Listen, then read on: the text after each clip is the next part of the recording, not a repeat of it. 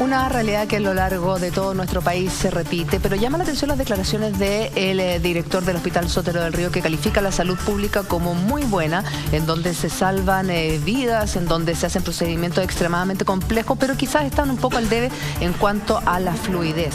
Yo me pregunto, ¿cómo miden ese ranking de la salud pública, querido José Miguel, tú como secretario del Colegio Médico? Porque para decir que la salud pública en Chile es muy buena, cuando vemos a esas personas a todo sol esperando horas de horas, llegando a las 4 de la mañana para que a ver si les toca un número para conseguir un medicamento. Generalmente medicamentos son crónicos. Yo no sé cómo puede un director de un hospital calificar esto como de muy bueno.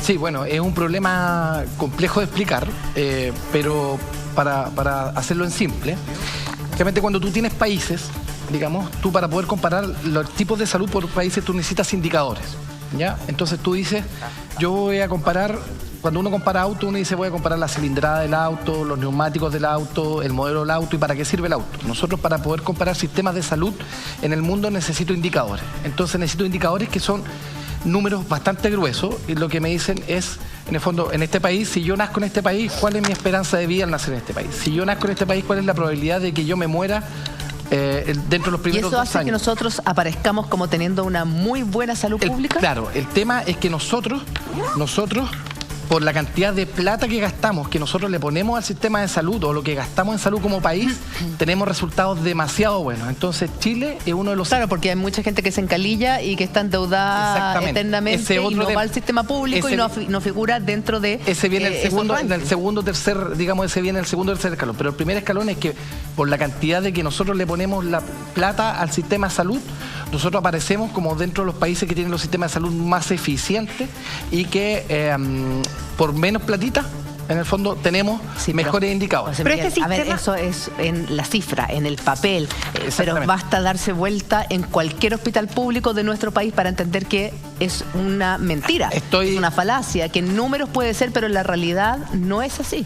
Sí, perdón. Es que lo que te quería decir que tiene que ver, ¿no será que ese sistema solo mide cuando la persona que está enferma cae ya en manos del profesional? O sea, se enfrenta al procedimiento, pero no mide todo lo que tuvo que vivir esa persona, la mala experiencia, cómo fue tratada, los días, ni siquiera días. Ayer veíamos un caso de que fueron 10 años. Entonces, yo entiendo tu punto, que quizás estas mediciones son hechas como si la persona hubiera llegado en 2 días, listo, la vamos a operar. Y que cae en manos de súper buenos profesionales, en buenos hospitales, pero en el fondo, ¿qué pasó con la previa de esa persona? Exactamente. Lo que nosotros, y ayer tú lo dijiste, la experiencia. Lo que decíamos es que el problema que estamos teniendo nosotros, sobre todo en salud pública, es la experiencia al paciente. La experiencia se le dice, ¿no es cierto?, desde que el paciente tiene contacto con el sistema y en el fondo sana, digamos, o sale del sistema. Y en el fondo el problema que tenemos en nuestro país es que la gente... cuando ingresa a este sistema empieza a hacer rebote, a pelotearse entre distintos centros, entre el centro de atención primaria, entre su hospital, entre el consultorio, después que si se equivocó en un lado tiene que volver hacia otro lado, y en eso es donde justamente existe el mayor problema, y nuestra inversión pública es tan baja que no da solución a ese problema. O sea, ¿por qué? Porque finalmente, si la gente llega a las 5 de la mañana, hace fila durante 4 horas, le dicen vuelva mañana porque hoy día no le vamos a entregar el medicamento, vuelve al otro día a las mismas 5 de la mañana, vuelve a hacer fila por 5 horas más y le entregan el medicamento, en el accountability, digamos, en la medición final, va a salir que se lo entregaron. Como medicamento no todo entregado. lo que tuvo que hacer ese paciente para pero no sale, digamos, todo lo que ese paciente tuvo que sufrir, todo lo que tuvo que sacrificar. En el fondo, no olvidemos que las personas que trabajan tienen que pedir permiso en su trabajo. Las personas que cuidan enfermos tienen que, en el fondo, encargar ese enfermo. Las personas que cuidan niños tienen que dejar... Pero entonces, por eso es una cifra súper engañosa, no real, que no tiene... A ver, cuando uno entra a un hospital público, cuando uno entra a una clínica privada, ve 2 carteles muy grandes, querido doctor Ugarte, que habla de los derechos y de los deberes del paciente. Acá vemos que hay deberes, porque derechos no tienen ninguno. Se pasan a llevar todos los derechos de los pacientes en el minuto que estás 10 años esperando una operación a la cadera, o que tienes que estar 6 horas y durante varios días seguidos para poder obtener el medicamento que te corresponde. Mira, ¿por qué ocurre eso? Sinceremos las cosas, porque ¿para qué nos vamos a dar vueltas sin decir la verdad? Sincerémoslo. En el sistema público se gestiona gestiona el recurso fiscal por la lista de espera. La lista de espera es una forma de hacer cuadrar los recursos limitados del Estado con las demandas ilimitadas de salud.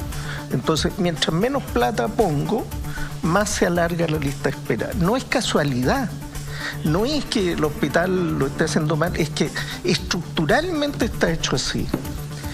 Y está tan estructuralmente hecho así que incluso en el mismo Hospital Sotero del Río, yo hablaba con un pariente mío, un gran cirujano, que hizo enorme esfuerzo por aumentar la producción para atender a los pacientes, para terminar la lista de espera. Alfonso Díaz, ¿tú lo conoces? Sí, claro, jefe Díaz. ¿Y qué pasó con Alfonso? Hizo todo esto y de repente el director del hospital lo llama y le dice: Alfonso, muy bien, tu programa, te felicito, estás solucionando la lista de espera, pero nos vamos a ir a la quiebra.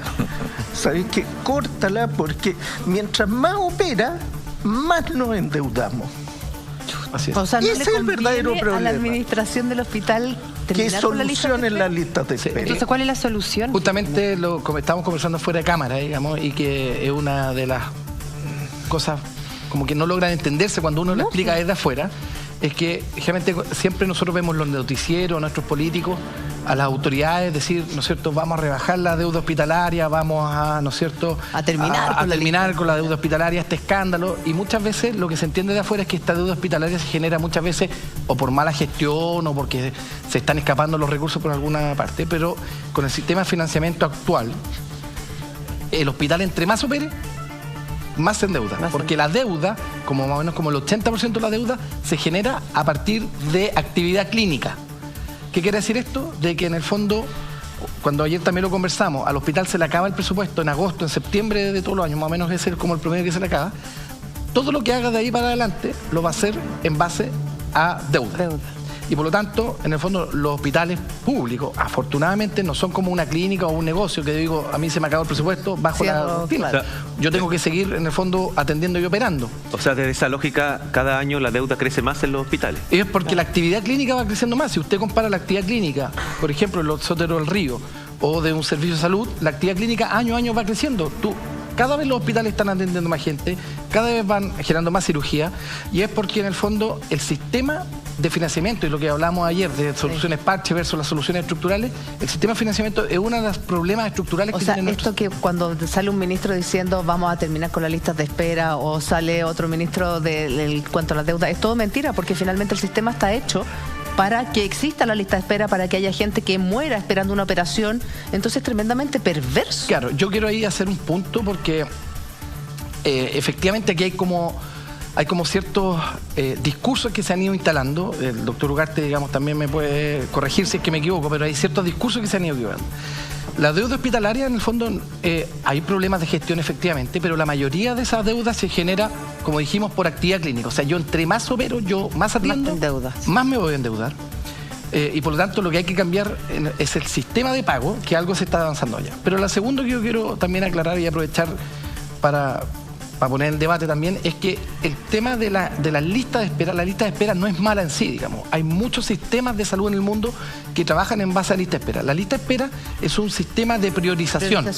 ¿Qué quiere decir esto? Es como la lista de trasplante en el fondo. Exactamente. Yo lo que tengo es que siempre los recursos en salud, sean públicos o privados, son limitados. Yo tengo un escáner, 10 cirujanos, etcétera. Son limitados. Entonces yo lo que hago es que siempre la demanda en salud es inelástica y por lo tanto siempre va a ser infinita, y yo lo que hago es que tengo que priorizar. El problema que nosotros tenemos en Chile no es la lista de espera en sí. El problema es que en el mundo las listas de espera se gestionan generalmente entre personas que pueden esperar menos de un mes, pueden esperar entre 3 a 6 meses y personas que pueden esperar hasta un año.